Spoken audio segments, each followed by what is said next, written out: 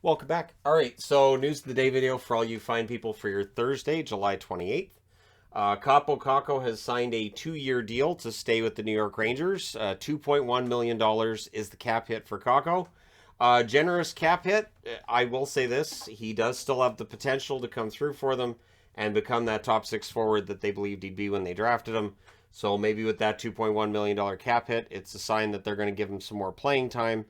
And I think that would be a good idea if they did do that. But we'll see. That is still an if for the New York Rangers. Looking at the salary cap situation around the National Hockey League, there are 10 teams that, according to Cap Friendly, are currently over the cap. Now, LTIR is going to definitely help most of those teams out, right? And then demoting guys to the minors and whatever other moves need to be made. There are also 7 teams with 2.1 million or less in cap space.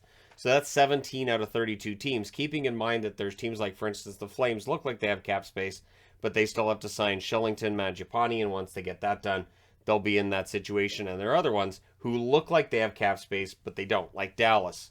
You have Ottinger, you have Robertson yet to be signed, so they don't really have the cap space that you'd want, or even the cap space that might look like they have. So, yeah, this is one of the reasons why guys like Kadri still aren't signed. Teams want to sign these guys, but they do not have the cap space to make it work. So obviously they're looking to clear out some cap space and use that in order to sign other players. But at this point, the market seems to have slowed. So we'll see if that changes as we get into August and we start looking towards September's training camps, right?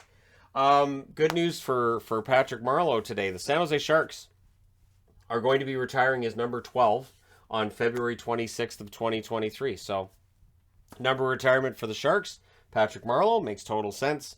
Marleau played a very, very long time, ended up setting a record for NHL games played.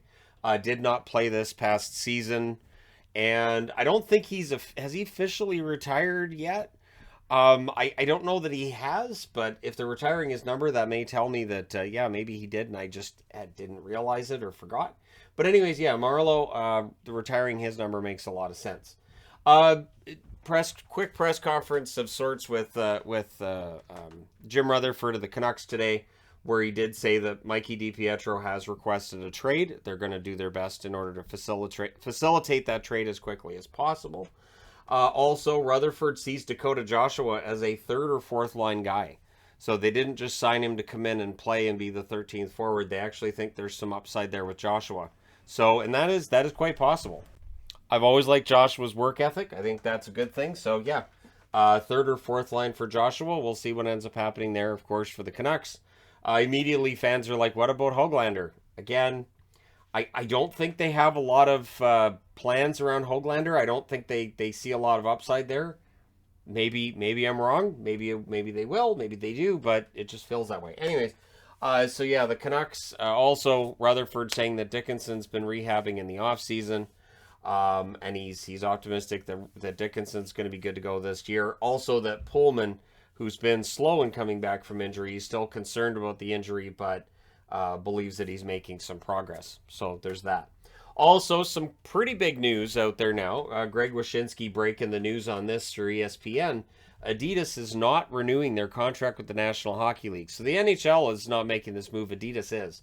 The contract expires after the 2023-2024 season. So cue up the Nike rumors, the whoever else rumors. I would lobby pretty hard for CCM to get that contract. I think it would be great if CCM was making NHL jerseys again. That being said, it will likely go to the highest bidder. We'll see what happens there. Of course, Fanatics makes the replicas. The Fanatics deal looks like it's not going anywhere. But the Adidas contract is expiring, and it is not going to be renewed. So that makes things kind of interesting, doesn't it? And immediately I looked at my collection and thought, that'll be weird if Adidas isn't making the jerseys anymore, and see what a new company would come out with. And every time that a new company takes over, and this was true even going from Reebok to Adidas, even though they're kind of the same company, they make the jerseys differently. And so it'll look completely different on some level. For every team, whether it's the way that they do the seams, whether there's just different things that have been done with each company that's taken over. I would rather it wasn't Starter unless they know how to make logos that don't come apart. I've talked about that before. They bubble. Starter jerseys, they bubble badly and they don't look very good quickly. So there's that. But let me know in the comment section below who you think gets the contract for the NHL jerseys. Again, I think Nike might end up being one of the front runners because Nike's made hockey jerseys before. They make hockey jerseys, I think, for the juniors. I think they're Nike jerseys, right? So we'll see. But let me know your thoughts. Hit like and subscribe if you're browsing your way through. You just happened upon this video. Thank you guys so much for watching, for all your support. I will talk to you again soon.